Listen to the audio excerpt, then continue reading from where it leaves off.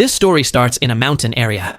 The atmosphere's cold and quiet, with only the sound of gunshots breaking the silence. A man named Jesse just shot something. It's not clear what kind of creature Jesse just took down, but his face is covered in red splatters that look like syrup, like he just fought a monster. Jesse then slowly walks toward the camera, while a voiceover of him plays. Jesse says that living in these mountains, there are only two types of people. First, poor folks like him, who do whatever odd jobs they can just to survive. Sometimes he's a travel driver, sometimes he fixes leaking pipes. Basically, anything that pays. The second type? Rich people who own big houses on the hilltops. Usually, they only show up for a week or so to enjoy the fresh air and the views, and people like Jesse and the rest of the locals survive by offering services to those wealthy tourists. That day, Jesse was driving a woman named Elena to her boyfriend's house. Her boyfriend had arrived at the mountain area earlier. Apparently, he just bought a house from some doctor, a fancy house up on the hill. On the way, Jesse gives Elena his business card. If anything comes up at the house, she can just call him.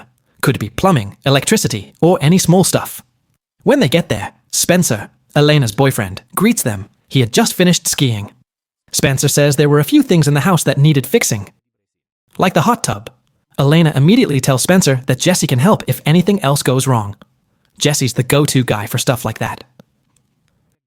Once inside, Elena looks amazed.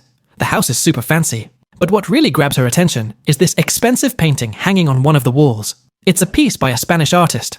Strangely though, Spencer doesn't want to say who the painter is, like he's hiding something. The next morning, Spencer takes Elena skiing.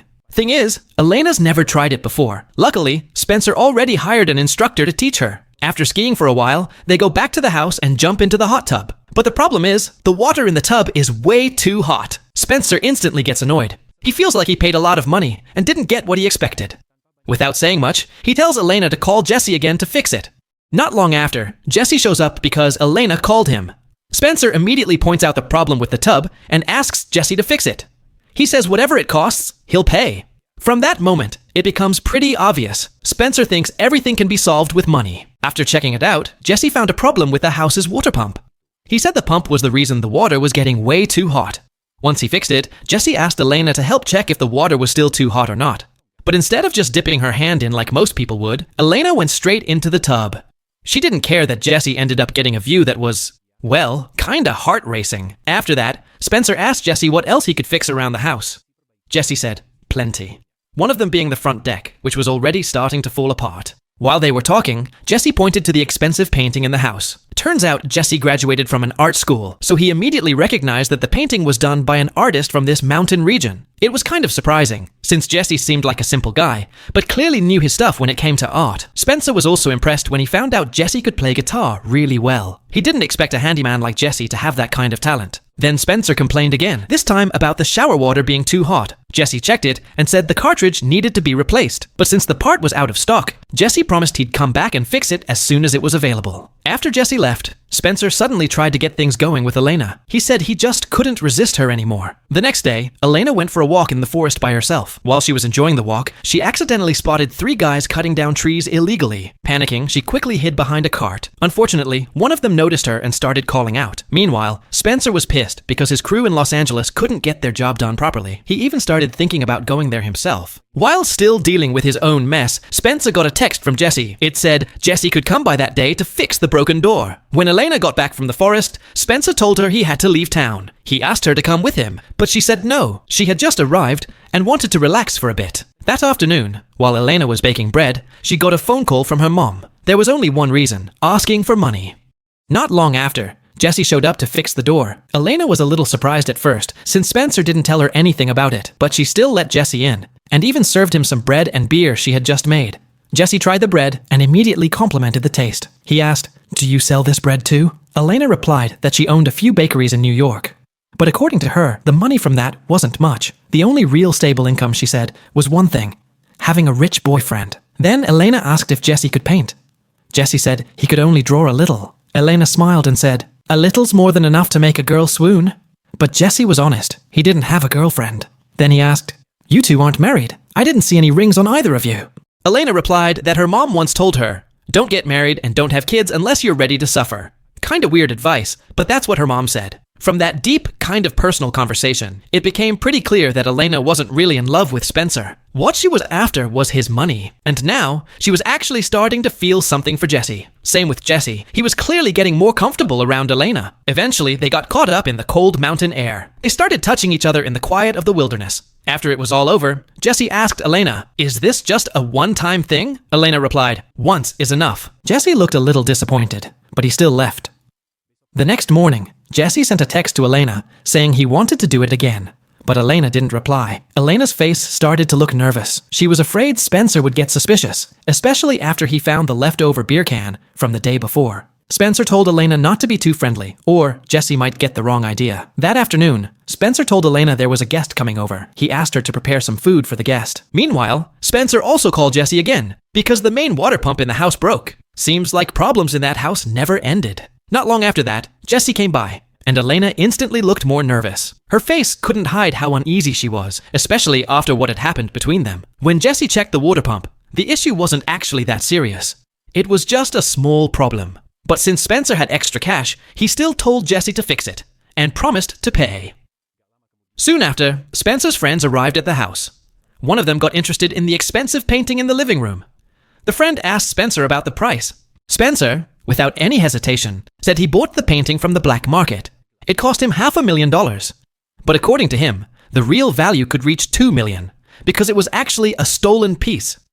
And Spencer said it so casually, like buying stolen art was just another regular thing for him. After fixing the pump, Jesse was planning to head out, but Spencer invited him to hang out with the group. Elena clearly looked uncomfortable. Her body language had been suspicious from the start, and she was worried Spencer might pick up on it. In the middle of the conversation, Spencer told Jesse to sing, saying he liked the way Jesse played guitar. So Jesse sang a song. But it wasn't just any song. It was one that secretly expressed how he felt about Elena. The lyrics were about a man who would always be there for the woman he loves, no matter what. Things instantly felt weird for Elena. She tried to stay cool, but her eyes couldn't hide anything.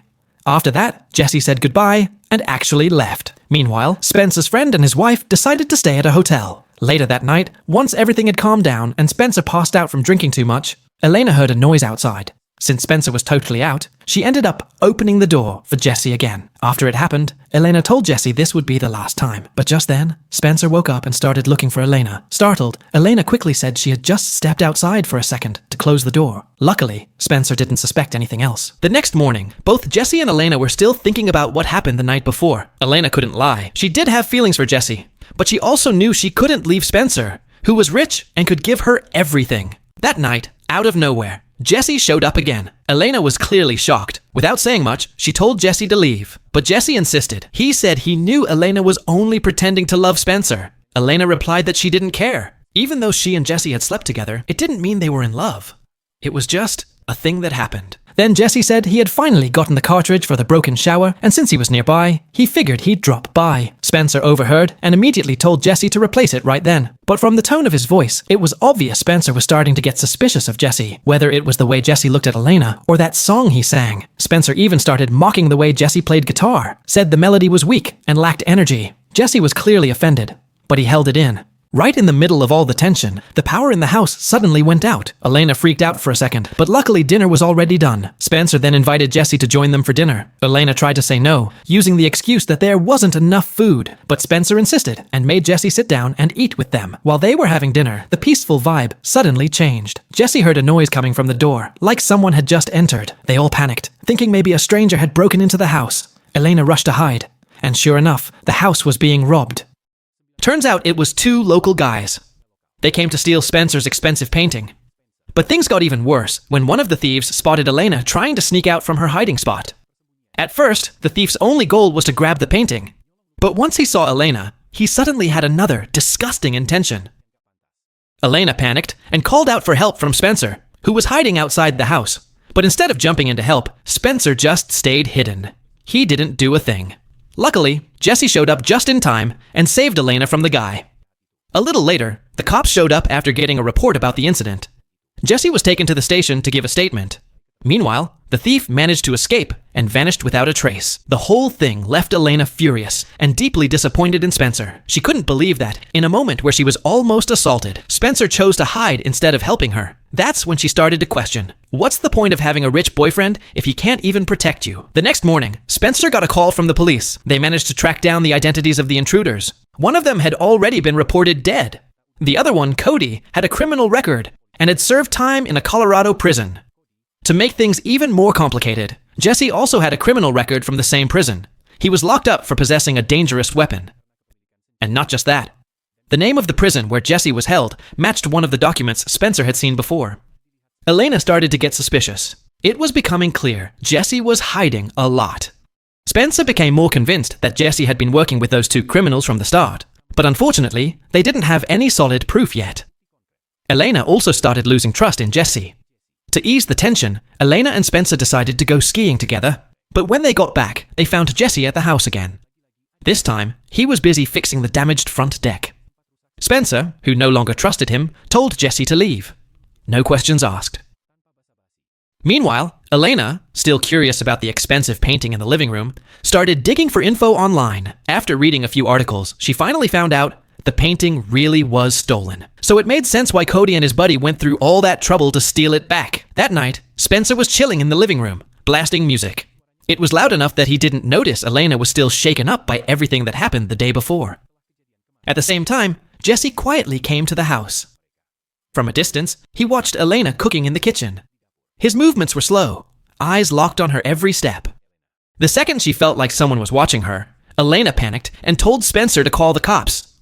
She was scared Cody or Jesse might come back, but Spencer just brushed it off. He was sure Cody wouldn't dare show up again, but Jesse? Maybe. Spencer thought Jesse still wanted something. Elena. Then casually, Spencer said, "Maybe we should just give Jesse a gift." That made Elena snap. Spencer sounded like he was offering her up, like she was some kind of object. The next morning, Spencer decided to go skiing alone. But bad luck hit. His ski bootstrap snapped, and he fell on a quiet trail. Not long after that, Jesse showed up. But instead of helping, Jesse just stood there and said, "You don't deserve Elena."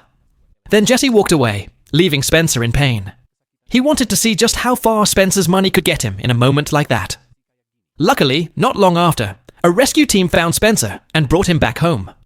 Once he got back, Spencer immediately reported it to the police. He was sure Jesse had sabotaged his ski gear, but with no evidence or witnesses, the cops couldn't do anything. Somewhere else, Jesse was meeting up with Cody. Spencer's suspicion turned out to be right. They were working together from the beginning to steal that painting. But Jesse looked pissed. He said they were only supposed to take the painting. Elena was never supposed to be involved. Since Cody had other intentions with Elena, Jesse snapped. Their argument ended in one thing. Jesse killed Cody. Around the same time, Spencer finally came clean to Elena. He apologized for not helping her that night. He told her he was just grateful she was still willing to stay by his side. A few days later, the police found Cody's body. But what they didn't realize was that Jesse was already prepared to take down anyone who got in his way, including the cops. After that, Jesse came back to Spencer's house. Elena was shocked, but tried to stay calm. She greeted Jesse and offered him some tea. While they were sitting down, Jesse asked her, "Who do you think I am?" Elena replied coldly, "You're just a mistake I once made." Jesse went silent, but he accepted it. He said he knew Elena only needed someone when she was lonely. He also said it must be hard pretending to be happy with Spencer. Elena couldn't take it. She ran off into the woods, to the same place where she once saw two men cutting down trees. After running far enough, she got tired and leaned against a tree. Jesse followed and slowly approached her. Right then, Jesse got close to Elena. But it turned out, Elena had planned this all along. She had left a knife stuck in that tree earlier. After everything was over, Elena went back to the house. She packed up all her things and loaded them into the car. Inside were a gun, Jesse's cowboy hat, and one valuable item Jesse had taken. Without looking back, Elena drove away from that village.